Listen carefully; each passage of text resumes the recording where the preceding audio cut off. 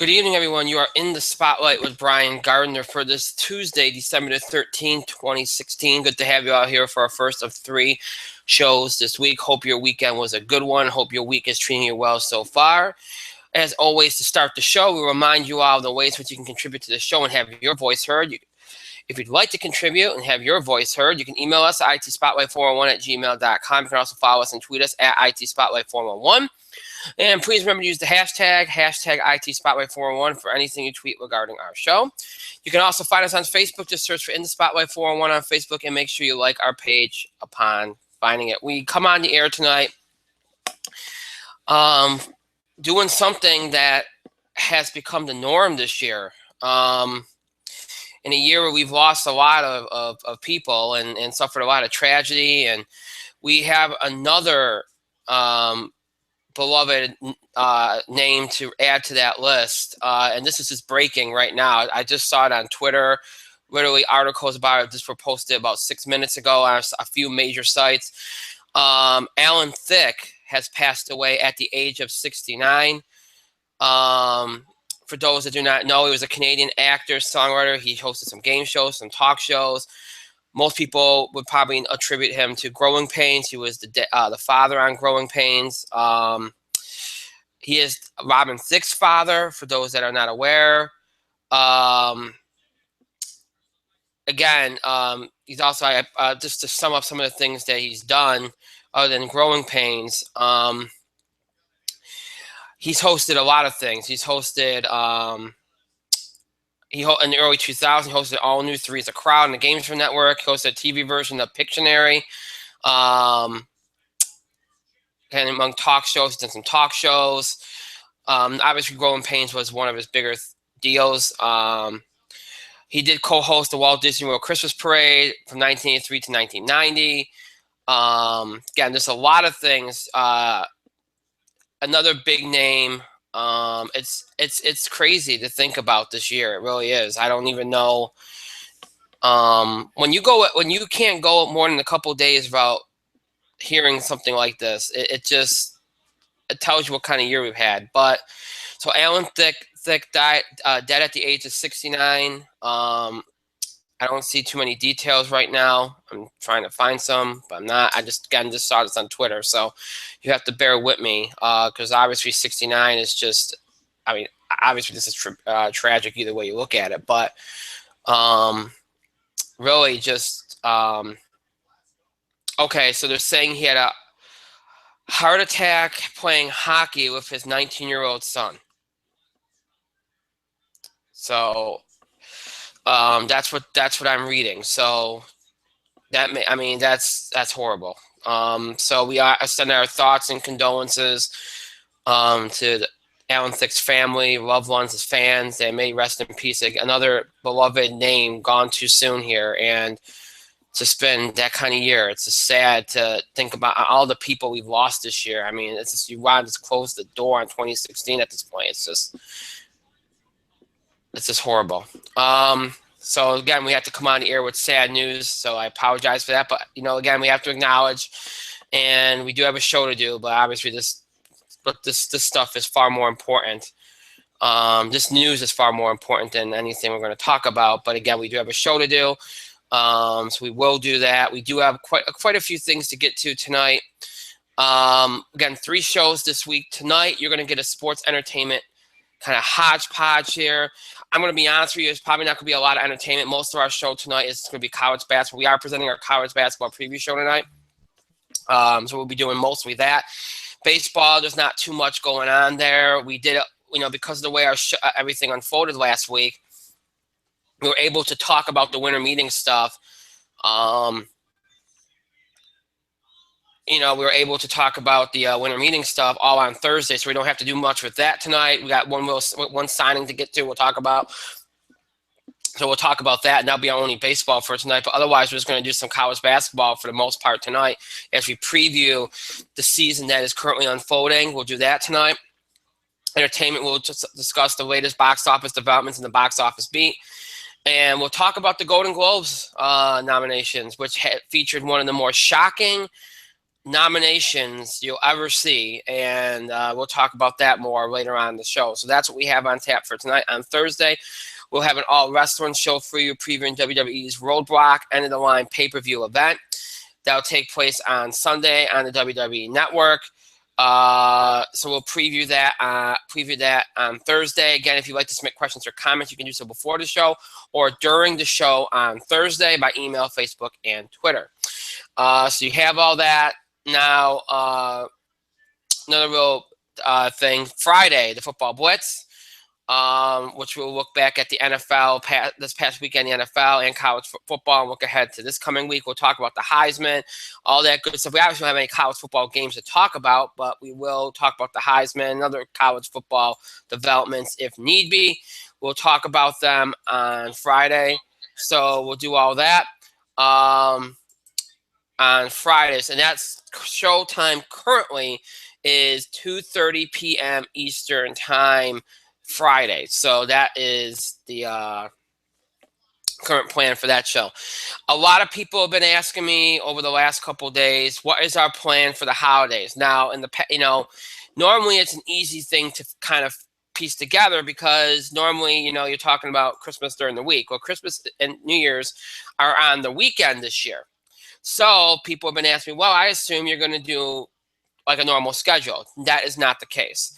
I am not dumb. I am well aware that people, even if the holiday is on a weekend, that people are still going to be traveling and things are not going to be like they would normally be.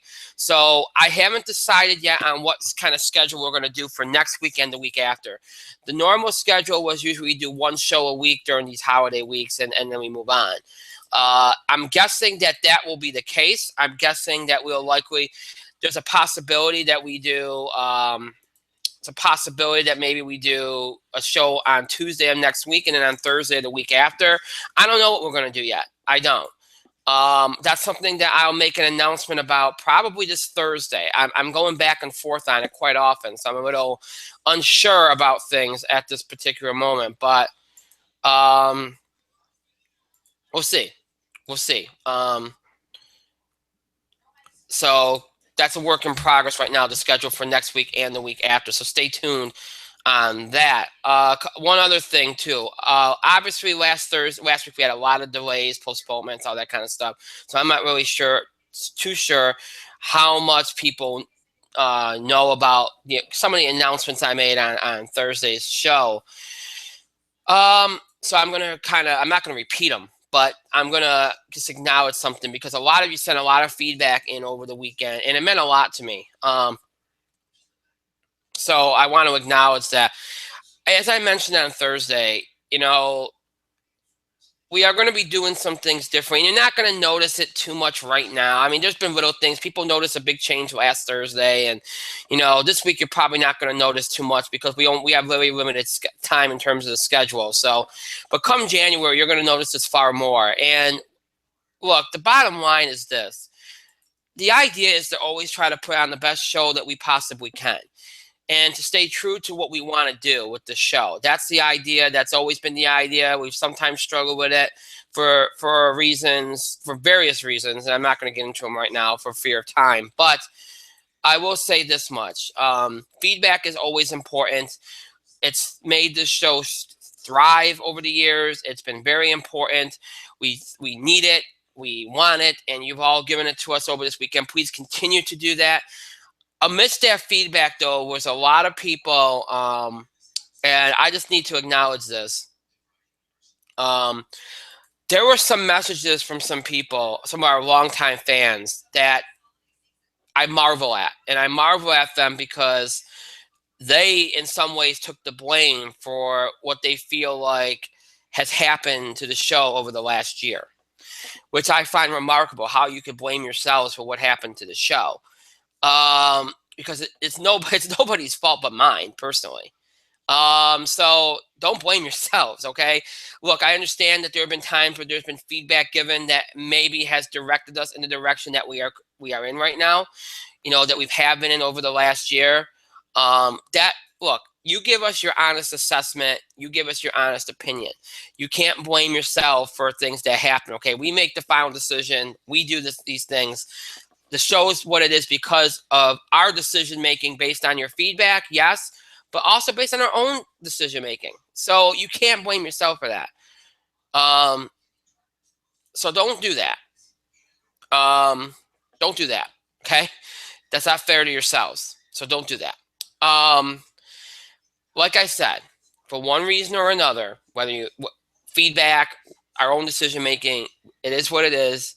We will come out of it. We will be better for it, and you will start to notice that. And like I said, in addition to some of the things I mentioned on Thursday, you will see. I mean, like I said, we're going to return more to this. We're going to return more to this being strictly audio. You know, we're not going to be doing what we've been doing, streaming on YouTube and everything.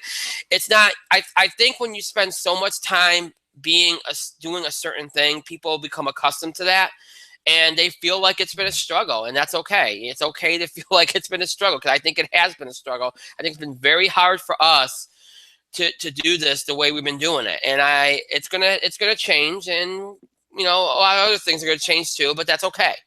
It's for the best, and it's a work in progress, and over the next month or so, I think you're gonna notice that. So, but thank you to all those that submitted your feedback. Again, don't blame yourselves, longtime fans, don't blame yourselves. Thank you to those that submitted their feedback. We really do appreciate it.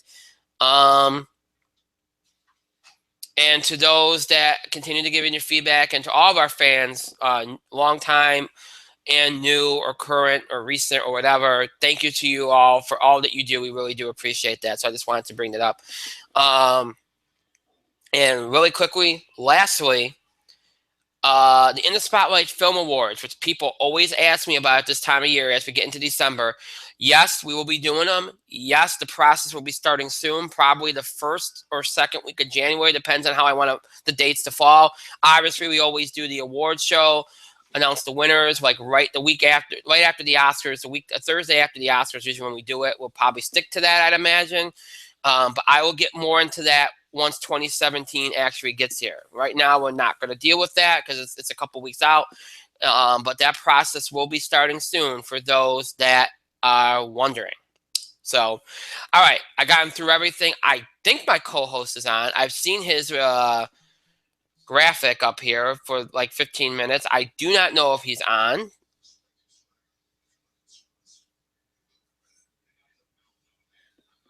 Okay, I'm guessing not, because he's not responding. So,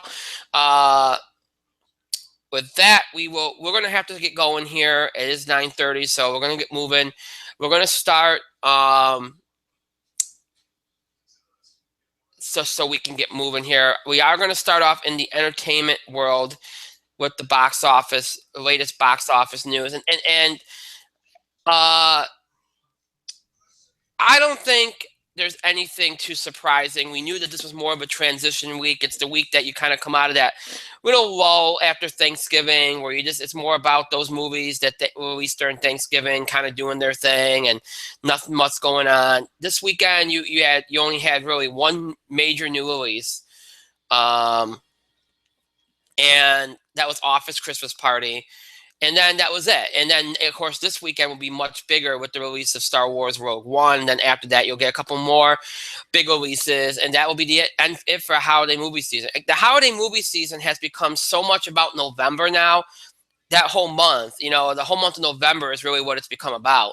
And then you get a few movies in December, and then you move on. That's kind of what's happened with it over the years. So I just dropped something. I apologize. That's really what it's become over the years, and that's very true to this year. Next week, you will see a major. Obviously, with Star Wars, there'll be a major uptick, and then the week after, you might get another big uptick, and then that'll be it. But this weekend, we all knew the chances of a new number one weren't great. They were there, but they weren't great. And I think the fact that Moana, for many people, dropped off more than expected in its second weekend, which, again, I thought was reasonable given the fact that there's not, kids are in school and such. I think the fact that Moana dropped off more than expected actually made people believe that, hey, you know what? There's the possibility that it might hold better than expected in its third week. And that's kind of what happened. I think we went into last weekend thinking maybe 15, 16 million. Finished off a little bit better than that 18.5, only dropping 34%, which is very, very good for a third week movie, especially when your primary audience is still in school. It's a school week. It's not a holiday weekend. It's not, the kids aren't off from school going into the weekend or coming out of the weekend. So you do have to face that. And it did really, really well with that. And it held up well. And it took number one for the third weekend in a row as a cat attacks me from behind. Nice of that cat to participate in the show violently. So Moana repeats at number one for the third straight week, which is something. Now, it is ahead of Frozen. But again, unlike Frozen, it had that good start. How well it does in the long term is going to be heavily dependent on heavily dependent on what it does in the weeks that come. Once you get past that third or fourth week, that ultimately determines your long-term like ranking, or how far you're going to go as in terms of, like, obviously in terms of where you end up in terms of like box office gross and worldwide gross and all that kind of stuff. So that's going to determine it, is what happens really from this point forward here, with the big competition coming out in Star Wars, Assassin's Creed, etc. And then going into January, because remember, Frozen was raking money well into January. If Moana continues to do that, and again, I shouldn't say raking money, but if it continues to make, like, late into December and early into January, 5 million, 6 million, 5 million, 6 million, that's going to be what piles the money up. If it continues to do that well into January. If it does that, then it's got a chance to beat Frozen, which I think is a long shot at this point. But if it does that, we never thought Frozen would reach the levels it has, so you never know. But at this point, I don't see it, because it's already slowing down. And again, the holds right now, you don't really think that it has that chance, but you got to consider the possibility, because nobody thought Frozen would do what it did at the time either. It just kind of kept hanging around. So, but it did very well for itself. Repeats at number one. Office Christmas Party came in second with 16.8, which is not a bad total. It's even a little bit better than I expected. It's made $34.6 million worldwide. It's got a $45 million budget. If it holds at least decently over this next weekend against Star Wars, then it should be okay. I mean, I don't think they ever anticipated great numbers for this movie. I don't think they would. I think the fact that it did as well as it did is a tribute to the fact there's been such just a lack of comedies this year, especially R-rated, and I think that helped it along. I mean, it's not a great number, but for an R-rated comedy in December, given the competition, it's a good number. And if it does reasonably well, you expect it to probably drop to maybe 9, 10 million. If it hangs around there, I think it'll be okay. I think it'll be okay. So a good number there. Not a flop, not great, but well enough, I think, and probably within the parameters of what they were expecting. Fantastic Beasts dropped from second to third, 10.4 million, 42% drop off. Done very, very well for itself. The worldwide number is just phenomenal. 683.1 million. They got to be extremely happy with that. While domestically, they're probably not happy. Worldwide, they're probably ecstatic. Again, what you want to say, that domestic growth was hurt by the previous Harry Potter movies. The last Harry Potter movie, maybe you want to say that's why it hasn't done as well domestically. You could probably say that, yeah. But at the end of the day, I don't think they're going to really care, because worldwide, it's done amazing. It is approaching 700 million. It's done amazing. It's fine. The franchise is good to go if it draws that kind of number worldwide. It's just no problem. So nothing to worry about there. I don't think, even if the domestic number is not what they wanted, nothing to worry about there. It's done very well. Arrival dropped from third to fourth, 5.5 million, 23% drop off. Done very, very well. It's getting a lot of awards buzz now. Done very, very well. 131 million on a $47 million budget. That's tremendous. Done great. Done great. It's got a very good critical reception. Done great. And you had Doctor Strange rounding out the top five with $4.5 million, a 32% drop off. Now again, domestic total is not particularly huge. although I think they'd be happy with it because they didn't expect great numbers domestically. But this one, especially the first one of this franchise, it's made $222.6 million, which is well over that $165 million production budget. So they're probably happy with it. I don't think they expected a great number. It's kind of like, I think they were looking at this from the first, like they looked at the first Thor. They didn't think, and the first Captain America, they did not expect big numbers. You know, they expected Captain America to have a better domestic number than foreign. Thor, they expected a better foreign number than domestic. And they all kind of fell into place there. And Doctor Strange has really done that too. And you look at the worldwide number, the foreign number is 425. It's made 647.7 million worldwide, which is tremendous for for as many people that are fans of Doctor Strange. It's still one of those more unknown properties to the mainstream. So to do that kind of number worldwide is tremendous. So they've done very well here in starting these, what people would think is the second tier of characters. Black Panther, which is yet to come out yet, is one of those, will be coming out soon. But Doctor Strange, you think about Ant-Man, they've done very well with these characters, and if they can continue that, they'll be in good shape. But they've done very well with that. So Doctor Strange's done very, very well. It doesn't matter how you make the money as long as you make the money. And it's exceeded a lot of those movies I mentioned, Thor, Captain America. It's exceeded a lot of those movies in terms of, first in the franchise and overall. So it's done very, very well. Outside of that, there are no other big stories to talk about in last week's box office. Although you did see Nocturnal Animals and Manchester by the Sea do very well in their expanded releases, $3.1 million for both respectively. La La Land, which is the film everybody's talking about, and it's expanded its release further.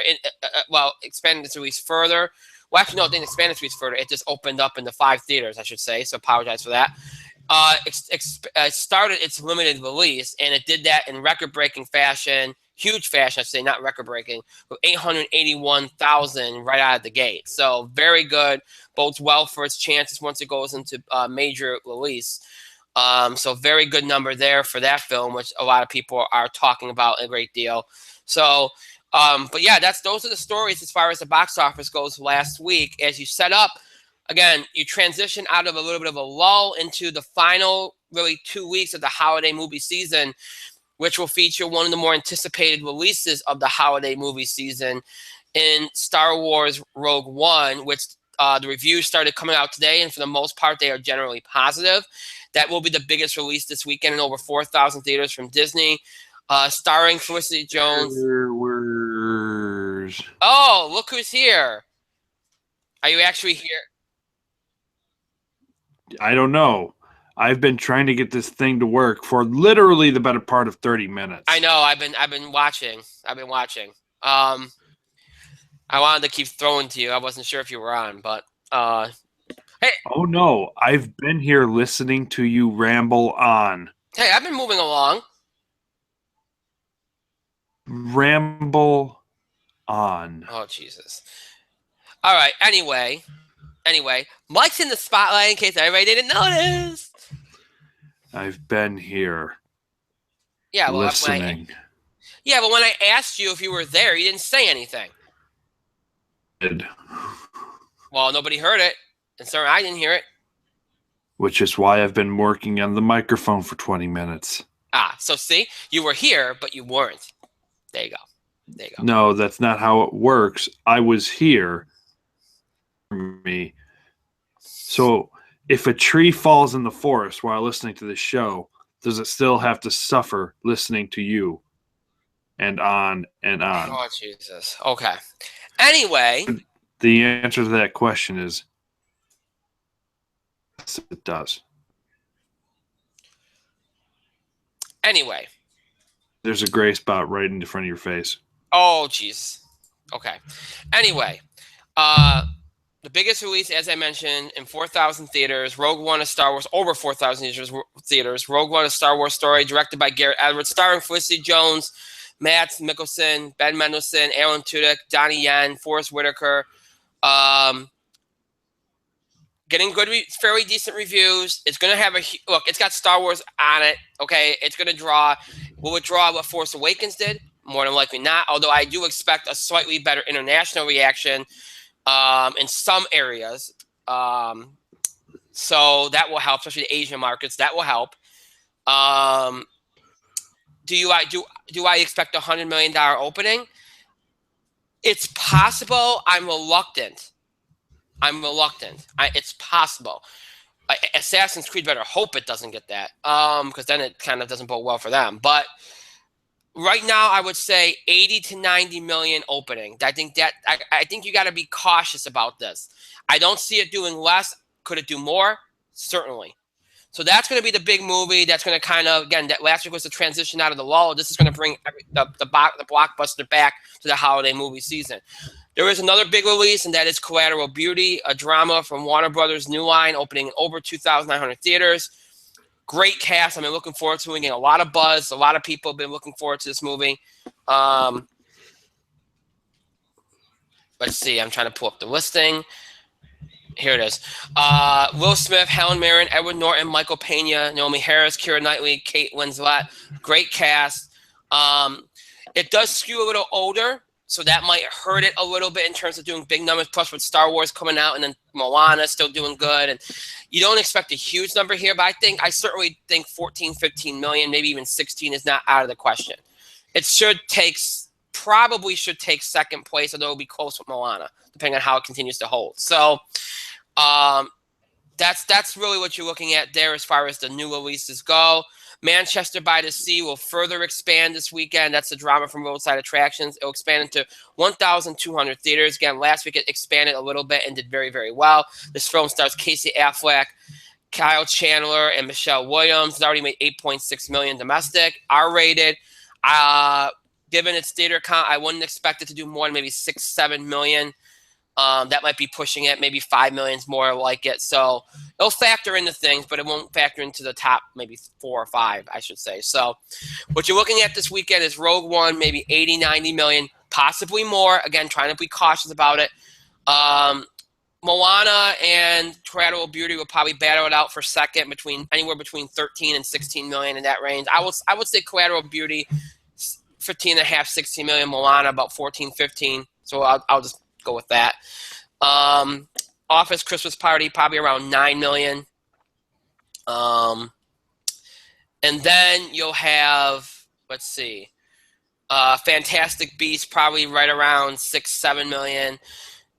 And then we'll maybe go with the Manchester by the Sea around 5 million. Probably how it'll play out. In that general, that's generally what I think will happen in their estimates. That's how I see it happening this weekend. Next week, you do have you have a film opening on Wednesday, a comedy, and Why Him. We'll see if the lack of comedies will help in that, like it helped Office Christmas Party. You have that coming out next Friday, I should say. Pardon me.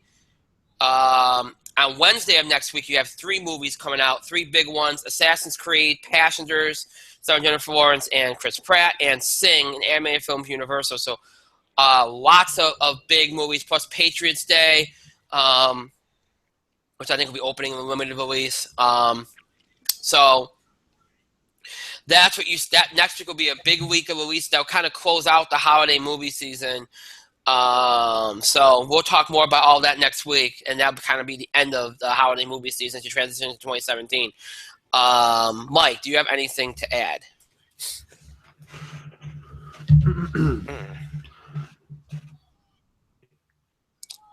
And it deserves to do really, really well. So you're welcome. Okay. Now, we did not have this last week. We are going to have it this week. Our TV highlights of the week. Now, remember, we did not do this last week due to time.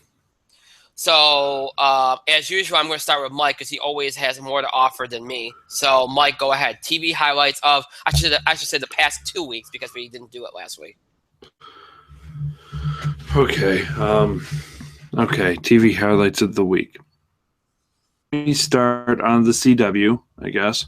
I am 1 episode back on Arrow, and I enjoy it. Now people can't see either of us. That is not a smart move, Brian. Not a smart move. Do you know what wasn't a smart move? Challenging the god of speed to a speed battle, Barry, which is exactly what he did, kind of. But I will say this, Flash finished strong. I will say Flash's mid-season finale was pretty solid.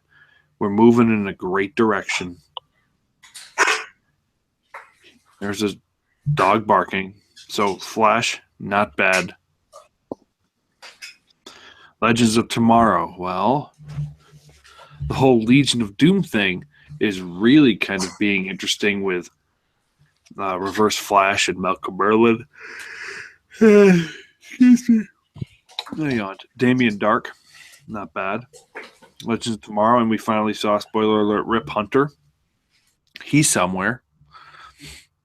We're doing some good stuff in Legends of Tomorrow. Again, I am in one episode back on Arrow. So I cannot tell you about it. I will say this, though. The first half of this season of Arrow has one of the better ones. And compared to season 4, it isn't shit. It isn't shit. However, I know the season. However, the mid-season finale. There was an event that happened there, and I'm just hoping against hope that it does not take us back to Olicity, because Olicity is the shit stain on the Arrow underwear. I know what I said. I will also say this. Lethal Weapon has been friggin' outstanding. Friggin' outstanding. The mid-season finale for Lethal Weapon was entertaining as all get out. It was intense. It was amusing. Totally worth it. You should be watching. I'm 2 episodes back on Speechless, and I'm extraordinarily disappointed that it didn't get nominated for a comedy Golden Globe. But then again, the Golden Globes and subsequently the Emmys like nominating things that are not actually funny. Comedy categories for television. So let me just stress, Speechless is funny, ergo it had no chance of getting nominated in any award show comedy category, which is why you should be voting for it in the Spotlight Television Awards. Whenever, I don't know, I don't pay attention. I will also say, let's see, where am I? So I'm 2 episodes back on Speechless, cannot comment on it. Marvel's Agents of S.H.I.E.L.D. is very Marvel. Look, it's everything you expect. There are twists and turns. There are some good, some convoluted. It was a very Marvel's Agents of S.H.I.E.L.D. mid-season finale. Again, I am disappointed that Coulson is not back to being the director of S.H.I.E.L.D. Everybody stop and look at Justin's weird sweater.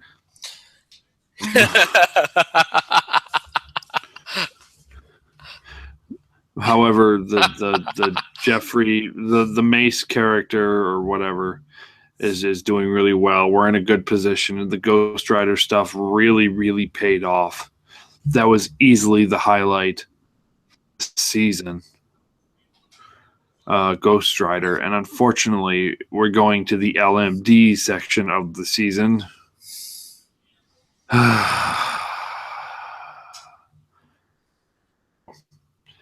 I'm just going to call this now Jack Ward.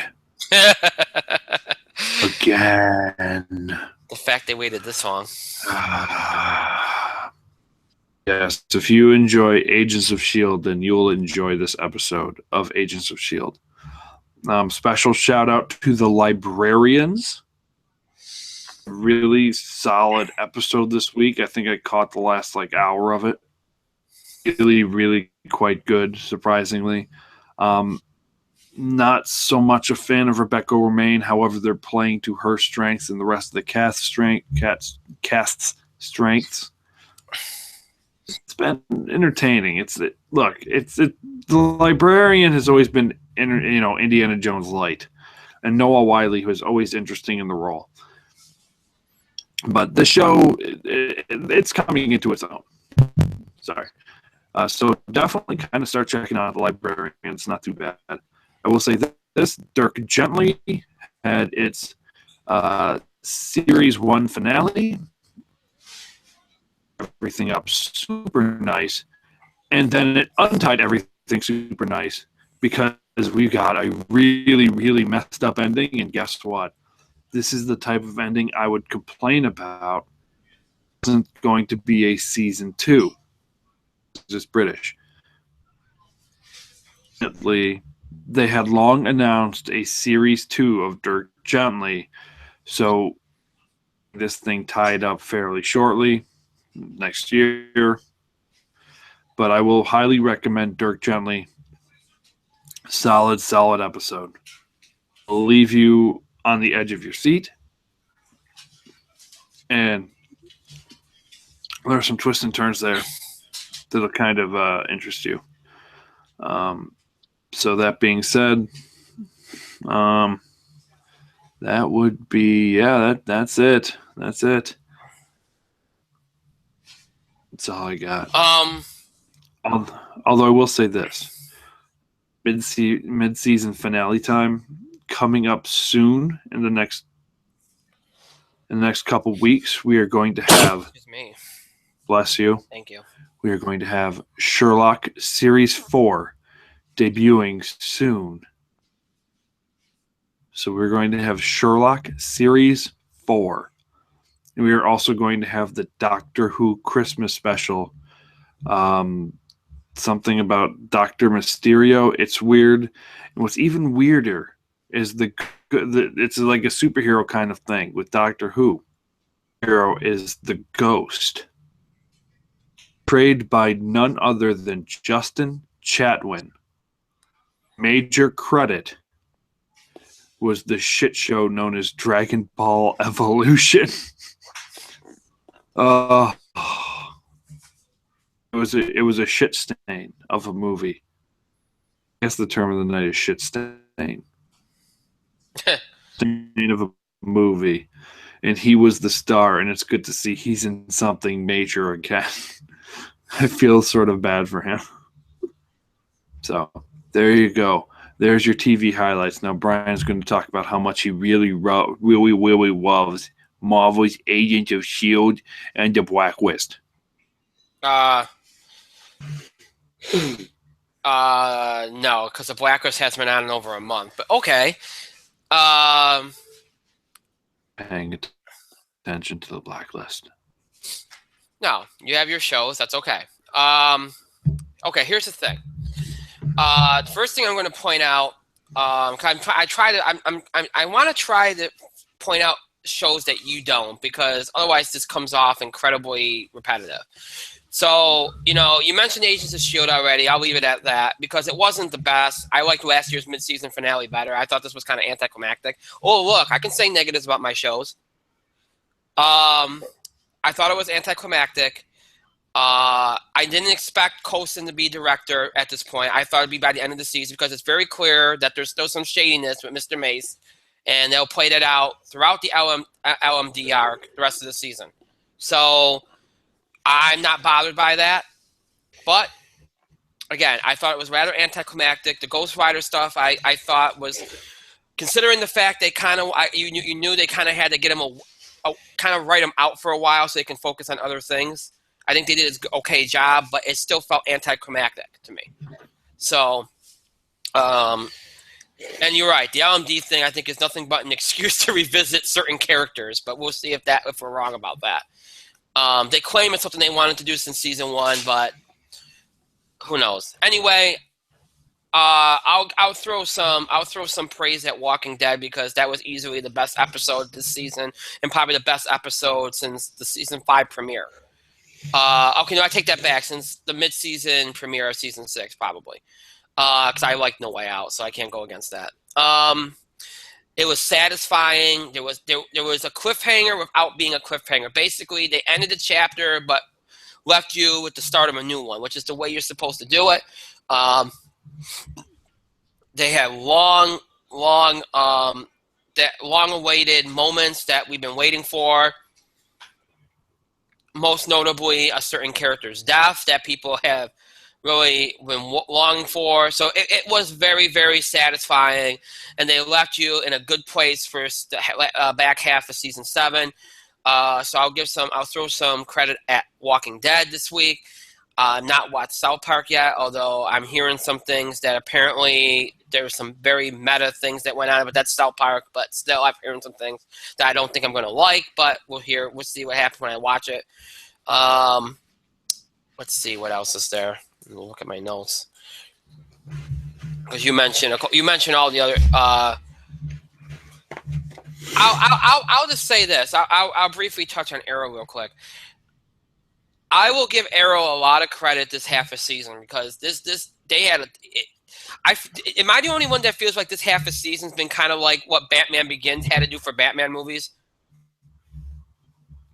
So like we've had a really bad season and a half. We're gonna spend the whole first half of the season being as good as we possibly can be under the circumstances to get you to see that we understand now, and kind of get you to build your trust back.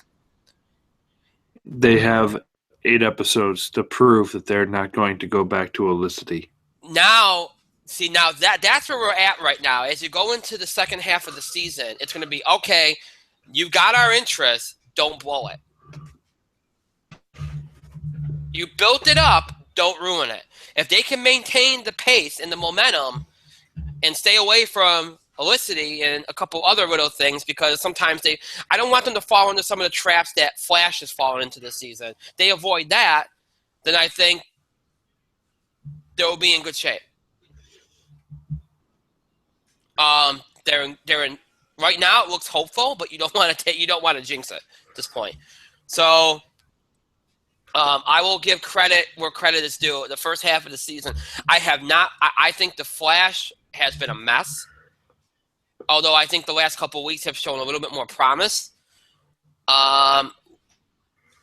Legends of Tomorrow, I think, is hit or miss. 1 week it seems good, and next week it kind of just goes back off the rails a little bit. But I think they're trying to find their way with that show. I really do. I think they're still struggling to find the way with that show. But I digress. I'm very pleased about Arrow, so I'll give credit where credit's due there. It's been a good first half of the season there. I'm just going to leave it at that, because, I don't want to be repetitive. But so I'm going to be honest with you. For the next couple of weeks, we probably won't be doing the TV highlights, only because of the holidays. There's not a whole lot on, so we'll probably table it until January. But at least we kind of wrapped up a lot of what the big stuff that happened this late in this year here in the season. So not this season, late in this year. So we can kind of leave it in a place where we can pick it up in January for the most part. All right. So now we discuss the TV highlights, we can get to one of Mike's favorite topics, and that is awards season. Now, I'm not gonna. A lot of people ask me, well, if you're gonna talk about the Golden Globes, you're gonna talk about the Critics' Choice. No, I'm not, because there really isn't anything that is worth talking about there. There were a couple good wins. It's the same Critics' Choice every year. There's a couple good wins because they have a couple of genre categories. They throw the mainstream a bone, and then they kind of give a corrective FU at the same time. It's kind of what happens. The Golden Globes just does it on a bigger stage. So that's kind of how it works. I think the Golden Globes is a much more worthy topic to discuss because of the fact they went and shocked the world by nominating the first pure comic book movie to ever be up for a Best Picture award, and that is Deadpool, which was nominated for the Best Picture Musical or Comedy award at the Golden Globes. Ryan Reynolds got nominated for actor in that respective category. Now, look, I will give them all the credit in the world for doing it, even though they shouldn't get credit for it because it was deserved. I give them credit for it. I think it was a good move. There's some things that they did wrong with these awards. I think the movie side of things isn't too bad. Yes, there's some things that they should have nominated, and there's some things they shouldn't have. But I think at least for the most part, I look at the movie side and go, all right. Tom Hanks should have been nominated. That's a given. Finding Dory probably should have been, although I understand why it wasn't, because unlike a lot of people, I did see the film. I did not think it was that great. But again, I'm judging based on what I see, and I think of it definitely probably deserved to be in there more than probably Sing.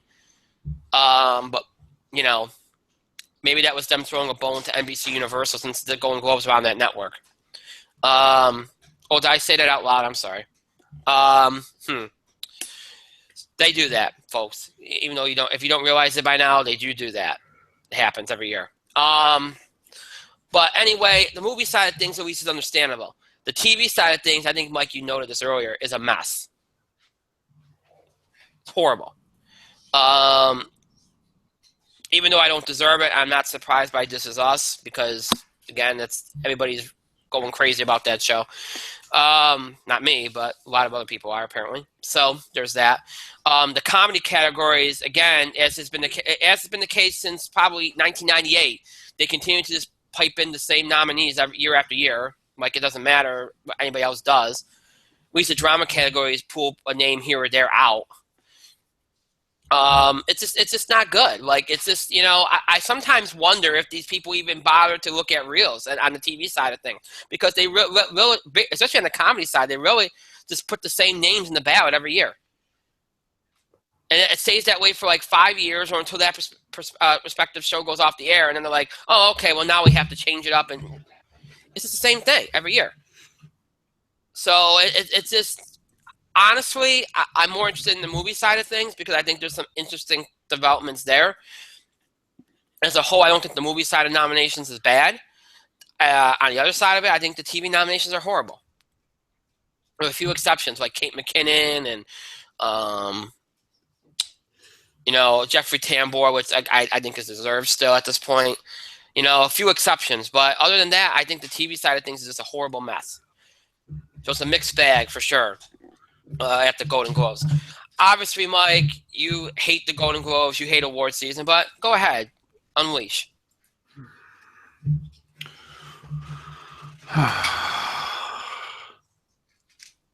Season. Your favorite? It's just no, it's not my favorite. Obviously, I don't even have it in me tonight to be sarcastic about it. That's how annoyed I am. Yes. There was one really good surprise on Globes. But when you look on the TV side of things, you've got dramas that are all cookie cutter bullshit that get the same ones get nominated every year. Mm-hmm. You've got comedies that are not funny and win every single year. Justin's Lightning Cat t-shirt or sweater more funny than the entirety of Transparent. Let me repeat that. Justin's Lightning Cat sweater that you only see in cameos is funnier than what the Emmys and the Golden Globes have rewarded a couple years. They don't nominate comedies anymore. Transparent, for the life of me, is a drama that may or may not have comedy elements. They should just put it in drama.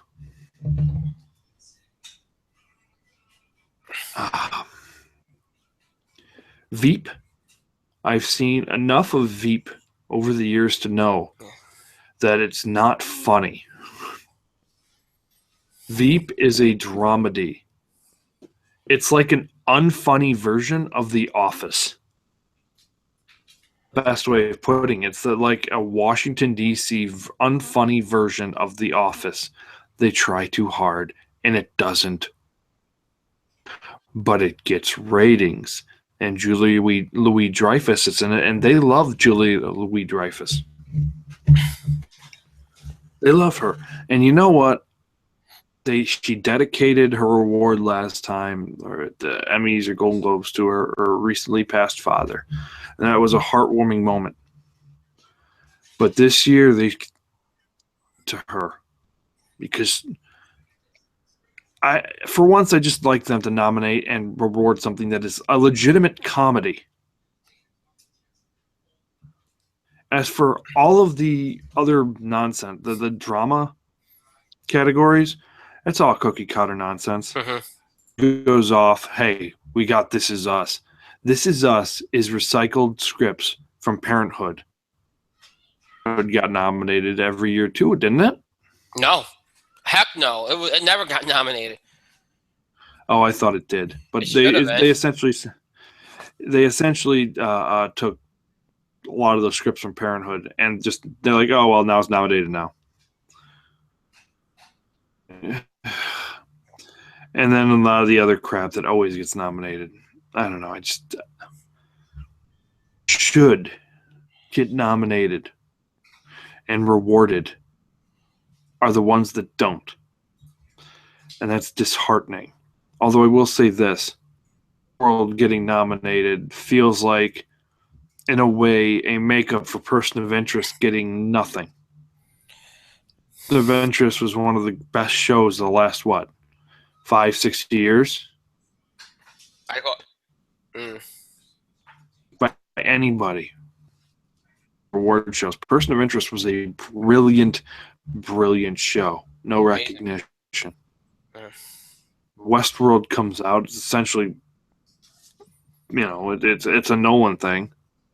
Well, it's on HBO, so now we have to reward it, which is a bullshit mentality, but it's what it is. Netflix, HBO, Amazon. That's what they go for. It's unfortunate, but it's as telling as anything. No, you're right. The only reason to watch the Golden Globes is to watch Ricky Gervais literally roast everybody and get drunker as the night went on. Is he hosting this year? I don't think so. Then I'm not watching it. I don't care. Because if he's not hosting, it is essentially a pointless show. The only thing I'd even pay attention to see is if Deadpool wins comedy. The host is Jimmy Fallon. Oh, Jesus Christ. Talking about like a boring 3 hours. There it is. Unless you can get Metallica on to play Enter Sandman with child instruments again. Ass. Or Dina Menzel with Let It Go. But if he can get The Rock on there to sing You're Welcome with the childhood instruments with the Roots, I'd be all for that shit. I think it'd be great. And it'd be the only thing worth watching. The same old crap gets nominated every year. So this year they nominated a bunch of drama movies that I don't give a shit about and nobody has seen. Good for Mel Gibson. He got his movie in. Yay. They think that's the best, like the critics think that's the best action movie of 2016. Doctor Strange and War? So Ridge wasn't even better in terms of action than Batman versus Superman. The hell were they watching? War drama. Don't put it in action. Put it in drama where that shit belongs. My take on the Critics' Choice. They took a Critics' Choice all over the category, and they gave it to what they wanted to give it to. Deadpool, I will say, is the only highlight. Deadpool is the only draw. The only other draw is waiting to see who's going to win, Zootopia or Moana. Take your bets, Zootopia or Moana. I'll also say this. If Lin-Manuel Miranda does not get the Oscar or Golden Globe for score, it's a damn injustice. But you know what? They like Lin-Manuel Miranda, but do you know what they like more than actual Trailblazers? Self-gratification. right? They like self-gratification. Enter La La Land. Watch for that shit to sweep. How embarrassing. Because I will say this is the time of year, this is the season in Hollywood where you buy and sell awards, and the ones that get the most praise are the ones where Hollywood gets to jerk off all over themselves about themselves. So watch what happens. At least in Deadpool. Jerking off. Oh, At least she's jerking off to a stuffed unicorn. oh my god. Oh my god. That wow. Okay. I will say this much. And you're right. You're right about everything. But let me just touch on one real thing real quick. You're right. Person of Interest should have gotten far more recognition than it did, obviously. But I will say this much. If anything but Westworld wins drama, it's a travesty. I watched one episode of that show, and it's phenomenal. It's phenomenal. It's in a lot of ways, it's just as unique as Person of Interest was. It is. It's clever. It's unique. It's you'll like it, Mike. It's got the complex writing. So, but it's really freaking good. Like, we'll wait till next Black Friday for season 1. Hopefully, it'll be out in $10 by then. Probably will be. It's probably a smart bet too. My deal. But yeah, it's great. It really is great. So all right. So enough about the awards because you've said it so eloquently.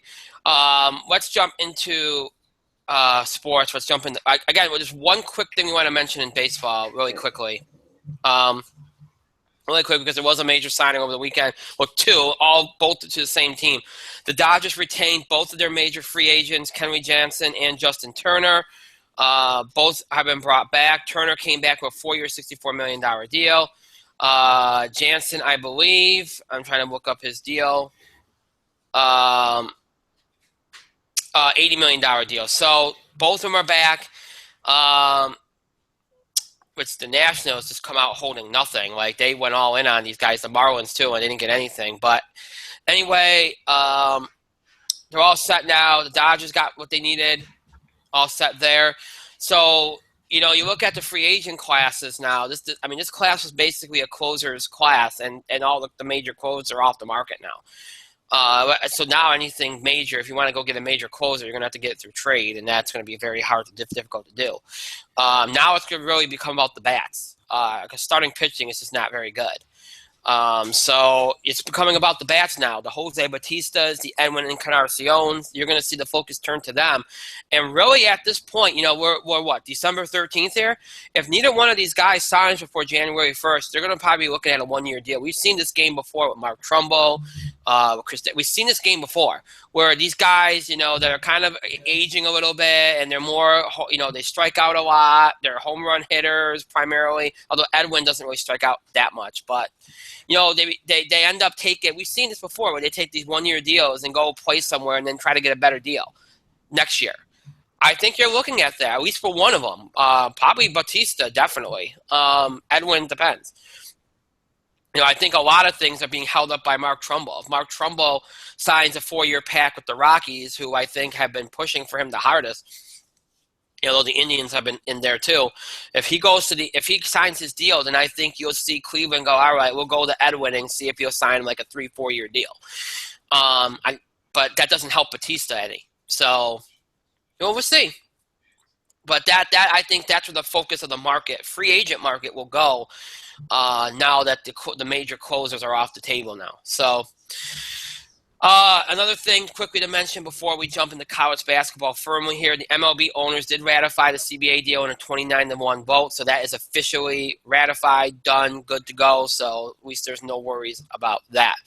Again, there's nothing else in baseball that happened over the last few days. Nothing from NBA that really bears, although Phil Jackson continues to make an idiot out of himself, but we're not going to talk about that tonight. Because I want to wait to talk about to see how things develop, because this could be an ongoing story. That's what as we go to the NBA All-Star Weekend. This could be something that might turn into something, because it's happening with way too much frequency to just go away. And the Knicks are playing better this year, but we'll have to see how this turns out because it could end up in a tailspin if it doesn't go away. That's why I don't want to talk about it right now because it might turn into something more in a few weeks or so. So we'll leave it for now, even though people have been saying to me, wanting me to comment on it. But we have to get to college basketball because we have a preview to do, and we're not going to we don't dedicate full shows anymore to preview and things because it's just too hard to do. But we do have a segment that we do, and that's what we're going to do here tonight is a segment previewing the college basketball season, which is already well underway. We're about a full month into the season. We've talked about college basketball, and we're not going to go over everything that we've already done. Obviously, there's been some big developments already. Duke's gone through a rash of injuries. They've gotten some guys back, so they're starting to stabilize. Villanova has been dominant. We've seen teams like Baylor, Indiana, and UCLA make big statements early, proving that they're back in the mix. Some teams just have not played up to their capabilities. Michigan State, Syracuse. Some teams have played beyond their capabilities, as we mentioned. So it's really become it's been an interesting year so far. We've had a lot of big games, a lot of great games. A lot of great games. The quality of play is even better than last year. And last year was a major jump up from the previous year. You do have a little bit more in the way of experienced players staying put. That helps. You do have better players coming in. I think the whole shot, we talked about this last year, the whole shot clock adjustment has helped. I think the referees, the officials are calling the games better. I think that helps. So these are just general things. Now, things to notice off the top. Now, ongoing general storylines to watch out for. Keep an eye. I think it's going to be very interesting to see the top. Obviously, every year there's a designation of what people feel are the top conferences or top conference. A lot of people think the ACC is the one this year. Then there's people that think with the rise of Baylor it could be the Big 12. I tend to think ACC. I think the Big East could end up being that second conference. It really all depends on how Creighton plays.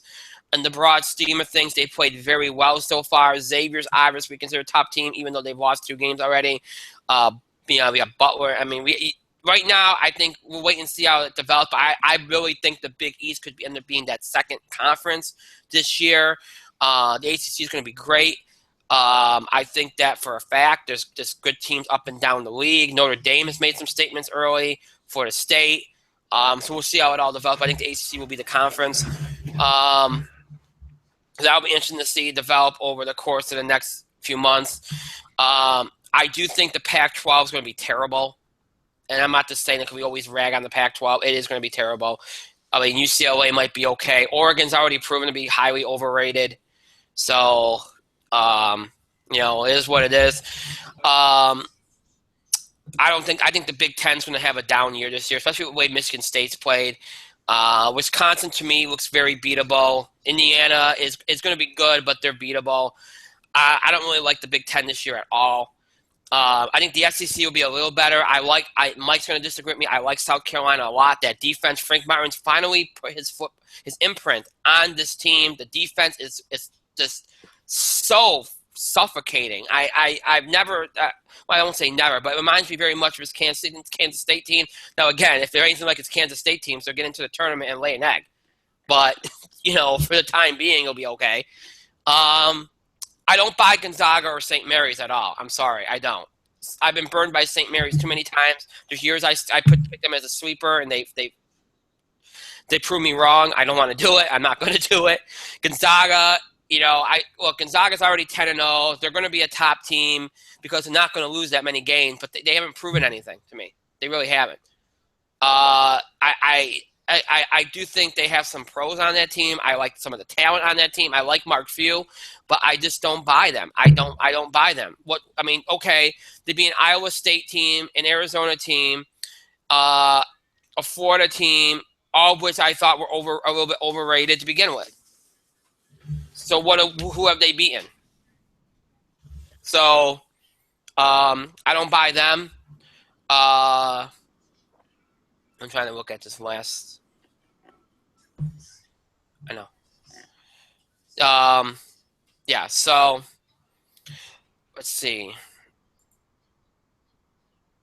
So bearing that in mind, I don't really look at much on the West Coast as being interesting. I think the Mountain West is still down. I think the Mountain West needs another year. And then after another year, I think they'll be good to go. I think they'll be back. But that's not going to be this year. Mountain West is down. The Pac-12 is just as crappy as it's been. I don't believe in Gonzaga or St. Mary's. I don't think you're going to get any big teams out west. Maybe UCLA if they prove themselves to be truly back.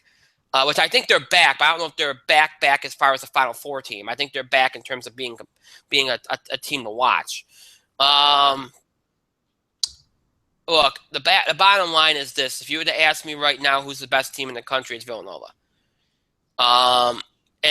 You go off of last year. You go off of what they have back. You go off of how they played and how dominant they've been and how consistent they've been. They've been the best team. Outside of Villanova, I think I do like Carolina. I like Carolina a lot. They have a good blend of experience, and like Villanova. You know, it's funny. Both teams met in the national championship last year, and they have the same things going for them. A nice blend of experience and youth. I'm just going to see if Justin's peering over my shoulder, which makes me very nervous, Justin. You should not do that. And there's a cat, too. Great. Clearly the cat doesn't think I agree with me because he just bolted. So I like North Carolina. I think Kentucky's problem will be, after watching them several games, Kentucky's problem, and this is ironic if you think about it, is going to be defense. And I thought they were playing good defense, but I think their problem is going to be defense. They're definitely when their offense is on, they know they're scoring the ball pretty efficiently. But defensively, they're having some lapses, so that's going to be a concern for Kentucky here. And I actually look forward to the Kentucky-South Carolina games. I think they're going to be interesting. But I think Kentucky, you got to keep on the outside looking in. I don't buy Virginia. I think people are drinking the Kool-Aid too much there. So if you were to ask me right now who I think, if I were to make Final Four picks, and again, this is no December, we'll make picks when the brackets come out and everything. I'll give you some early season Final Four picks. Villanova, North Carolina, Kansas, because I think Kansas has the one thing that teams want on a team. You have to have that guy. You have to have that one guy that you can go to that makes the shot, and they have Frank Mason Jr., and he's going to be in the tournament. He's going to be a star. He's just going to be a star. I like Kansas, and I'm not going to pick Duke because I honestly think Duke's going to have a problem because they're going to get all these guys back throughout the season. It's going to be hard to forge chemistry. I think that's going to be problematic for Duke. Duke's definitely probably an Elite Eight team, but I like Villanova. I like Kansas. I like North Carolina. And I'm going to shock some people with this pick. I always like to pick one team that shocks people. I'm going to shock people with this pick. I think I'm going to. I don't know if that's true or not, but I think I'm going to shock some people here. Honestly, I like West Virginia. I finally got a chance to watch a little bit. I like West Virginia a lot. I think West Virginia is going to be a good team. I think West Virginia could be one of those teams that kind of sneaks up on people and ends up in there. I really do. I think they're going to be. I think they look great. Tough as nails, hard nosed basketball, but I think that bodes well for them. So I like West Virginia. Do I pick them as a sweeper team? No, because West Virginia's been good enough for long enough that people are going to see them coming. I think Creighton, even though they're ranked highly as a sweeper team, because I don't know how many people buy them, they could be a sweeper team depending on how they turn out. I like Creighton. I'm going to pick Virginia Tech because I thought they were on the right track last year. I think the buzz is about due. So I like Virginia Tech as a sweeper team. Let's see who else.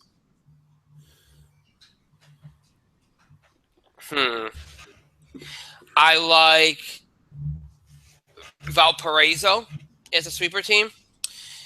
I always like to pick a couple big names and a couple of lower conference ones, I should say. And I like, let's see. Let me pick one more. Middle Tennessee. Middle Tennessee. I like them. And those two, Middle Tennessee and Valpo, I think could be bracket busters come March. I've seen both of them. I like what I see. Good experience. They can score the ball. So I like both those teams.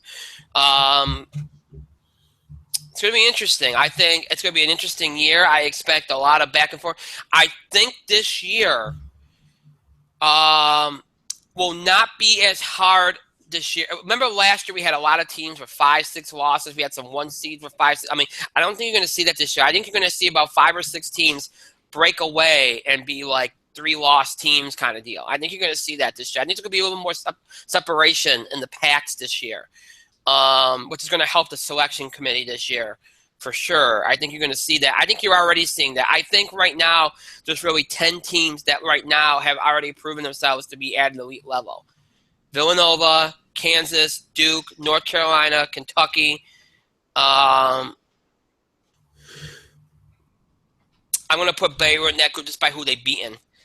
You know, and you could forge a couple here. You could put UCLA in there based on what they've been able to do so far, but I think you got to be careful with that pick because you don't know, you know, if you buy them. And I think Louisville will probably be elite. I like West Virginia. So, yeah, you know, Xavier I think is elite. So you do have an idea of like 10 teams you could consider elite at this point. And you have a second tier of teams that maybe haven't come into their own yet or are not playing up to par. So we'll see. It should be interesting. Again, I think there'll be a big storyline going forward. I think there'll be more separation this year among the pack. I think you'll see. I don't expect I think the teams collectively are going to be better this year. I don't expect it to be as top heavy in the tournament like it was last year because I think there's a better crop of talent this year as a whole, dispersed among a lot of teams. So I think that will make a difference. So. Those are just some things to look out for. And again, I mentioned some sweepers and stuff like that. So, Mike, go ahead. All right. All right. Let's see. Scroll down to view article. Okay. I've been kind of reading some things here and there. I've been watching a little bit here and there just to kind of stay things here and there. That I have been disappointed with Syracuse. However, that's our local team. That is the team you and we have been following for literally forever. So that's obviously a team we follow closely, and Syracuse has not had the best of seasons so far. In terms of the college basketball landscape, Villanova is heads and shoulders above everybody else, and they are playing on all cylinders. And it's going to take a lot, but they're probably going to lose in the Big East. Mm-hmm. They're probably going to lose in the Big East, and people are going to be like, oh, Villanova's not as good as we thought they were. They are as good. It's just anybody can lose on any given night. And the short of that. So Villanova is the best. Duke will get better. Will get better once they get their full complement of players. North Carolina is already firing on all cylinders. They're scary good. Indiana's good. I will say this. I'm not a fan of the Big Ten. Never was, never will be. Indiana's good. And they have some of the big wins this year. But watch out for Maryland. Maryland is looking to take the Big Ten. And they've been looking for a while. Good. Just heads up. Along with Minnesota. Of all teams is 10-1. Mm-hmm. Rutgers is 9-1. 9-1. The Big Ten has a chance to be competitive this year. It is borderline unwatchable, but it will be very competitive. This might be the best Rutgers has been since God knows forever. So just heads up. Since Michigan State starts surging as they always do late in the season because they've seen these play teams and they're going to play their best. They're fool's gold, people. Michigan State's one of those teams. What was the other team you said you got burned on, Brian? I've gotten burned on St. Mary's quite often. St. Mary's, that was a team. Rule of thumb, don't ever choose a team in the West Coast. Unless it's one of the tried and trues. You know who the tried and trues are, and St. Mary's is not one of them. So I would not. So St. Mary's is fool's gold. Michigan State is fool's gold. Baylor, until they prove me wrong, is fool's gold. Baylor's the third team in the AP. Top 25. Give it time on Baylor. For their sake, I hope they prove me wrong. But look, I agree with you on West Virginia. I think West Virginia is going to be very, very good this year. But watch out, because that's Kansas's news. Texas is down this year. There's a shock. There's a shock. The SEC, it's Kentucky in the field, and if they get more than one team in, it's an embarrassment. Or as you can say, stain on the underwear of the NCAA. Wink. And that too. Okay. One of the teams you should be watching, and but not actually watching, like not physically watching the games. You should be paying attention to them and their scores and how they've been doing is USC. They're currently undefeated right now. They've got a really nice complement of players, and they're really doing very well. They're going to be going into the Pac-12, and they're going to give teams like Oregon and Arizona and UCLA a run for their money. UCLA is very good this year. UCLA is very good this year. Are they the best team this year? Fuck no. That team is in Pennsylvania. But is UCLA very good this year? As of right now, let me say, UCLA is really good. The team, I will give you one team to watch. Because Brian gave you 15, and I'm only going to give you one because, holy fuck, I'm tired. And it is a team from, and I can't believe I'm going to say this, West. Now, the Mountain West has been down the last couple of years. Mm-hmm. Arguably, they have been down the last couple of years. So it's hard to pay attention to them. But especially since San Diego State's been kind of crappy, UNLV's kind of been down, Utah State hasn't done anything, Colorado State is always on the fucking bubble. However, this year there's a team to watch out there, and it is not one of the teams I just mentioned. To watch is Nevada. Oh. Nevada. They are currently 8-2. Tied for the best record with eternal bubble riders, Colorado State. However, unlike Colorado State, Nevada's been surging the last couple of years. Here, I believe they have an experienced roster. This coach has had a couple of years with this team. They're ready to go, I think. Just kind of looking. They've already beaten Iona, and they've already beaten eternal Pac-12 shit stain, Oregon State. Mm. Of course, is the word of the night. They've also have a victory over Washington. Now, Washington sucks. They're still one of the best teams Nevada could schedule at this point in time. So Nevada has beaten the teams they needed to beat, and they've gotten some above their conference level, and they're going to say above their SOS wins already. It's not their fault that Washington's eating a shit this year. They're shitty right now. Mm. But Nevada is a team to watch, and they could potentially be a team that could maybe make a Sweet 16 run in March. So there's your team to keep an eye on. That was a good one. Oh, see, it did great. I've been paying attention. Wow, good job. Not that much, but I've been paying some attention.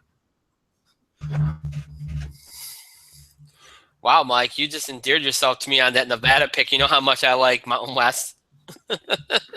Yeah. Oh, yep. Goodness, that's good. Wow. Mm-hmm. All right. Don't go with St. Mary. St. Mary sucks. I wouldn't even go with Gonzaga at this point. Don't ever go with Gonzaga. Yeah. Yeah.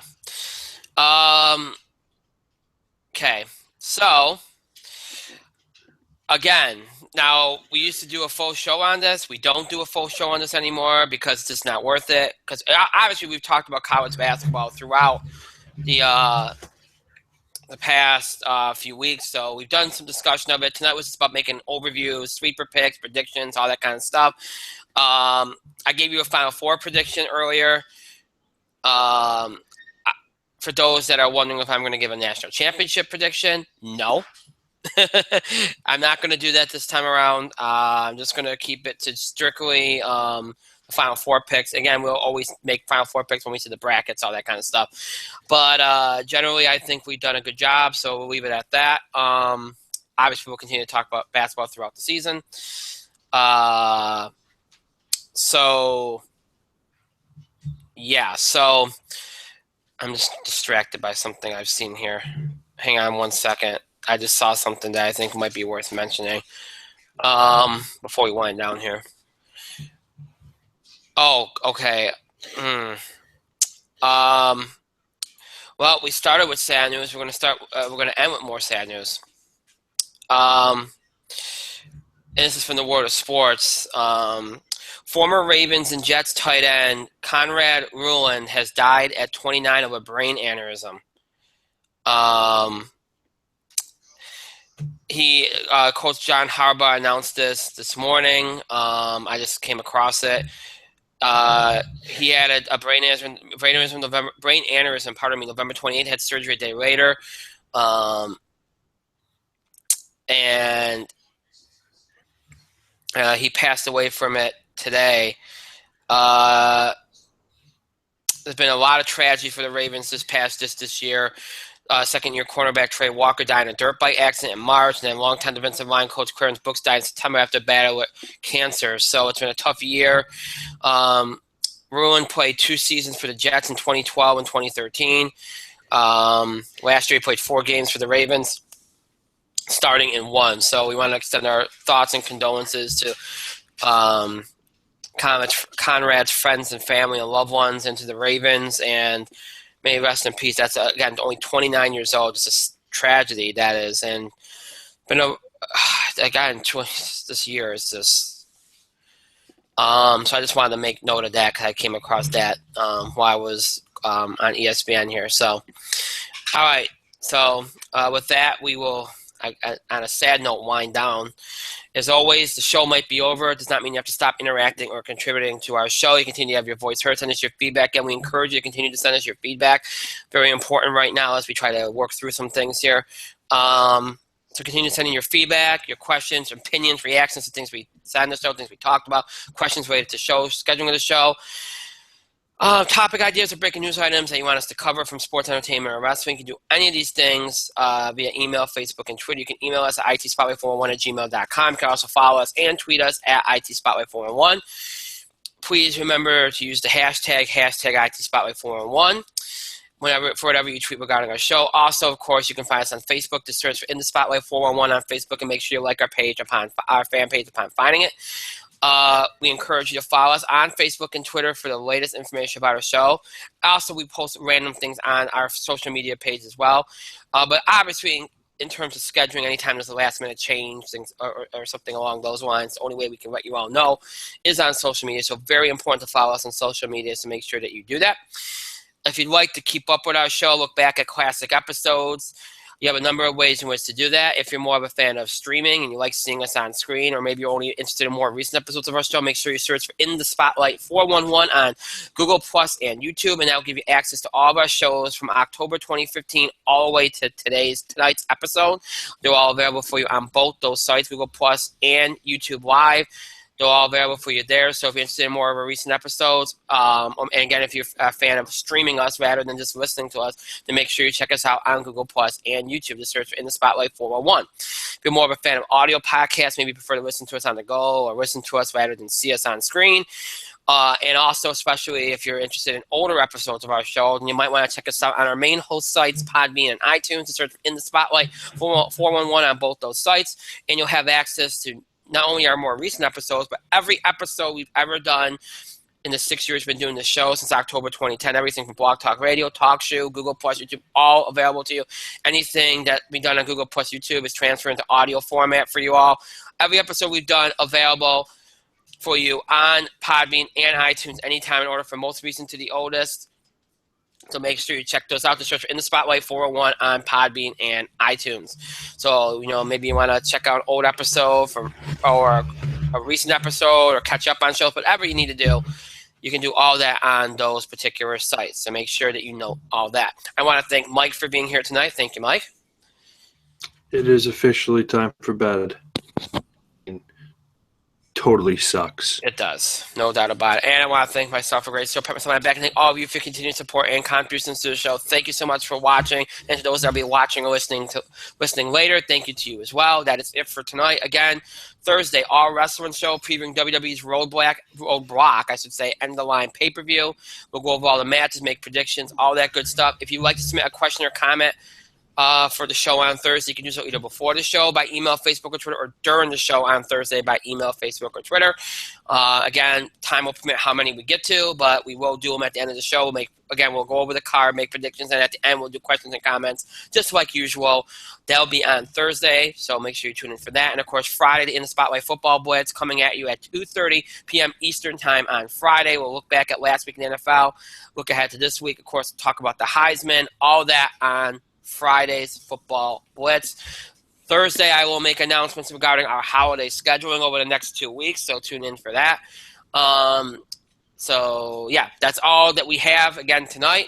I hope you all have a great rest of your night, a great Wednesday, and a great Thursday. We'll see you back here for our next show this coming Thursday night, December the 15th at 9 o'clock p.m. Eastern Time here on YouTube Live. Until then, have a good night, everybody.